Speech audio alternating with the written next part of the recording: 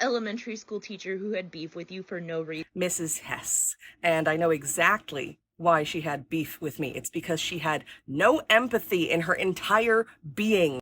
Let me elaborate. Mrs. Hess was my first grade teacher. So I was like 7 at the time. And that was also the year that my parents got divorced. 7-year-old Renee was not doing so great. That was the year I started having panic attacks. And then later in my life, I was diagnosed with generalized anxiety disorder.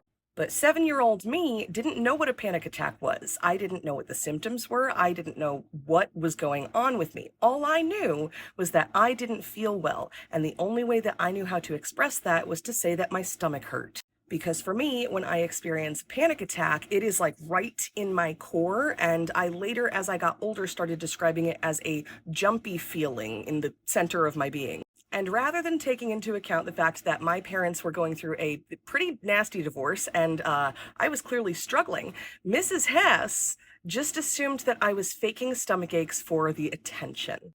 Not only that, but rather than actually focusing on me and trying to help me, she told my parents that I was not far along enough to be able to advance to the second grade, and she suggested that I be held back. My mom still has progress reports and report cards of all of the nasty things Mrs. Hess said about me. But somehow, magically, I did pass the first grade. And not only that, but when I got into second grade, they saw that I was intelligent enough to be put into the gifted program. Yes, I am one of the gifted program kids of the 90s. My second grade teacher was Miss Lopez.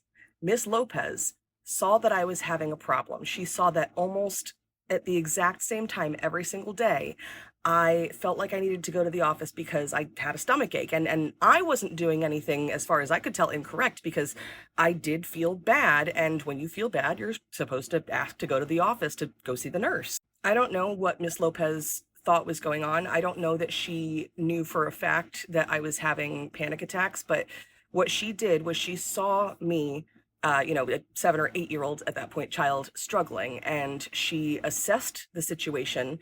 And rather than just saying, oh, well, you're stupid, you should be held back, or you're looking for attention, she actually accommodated me.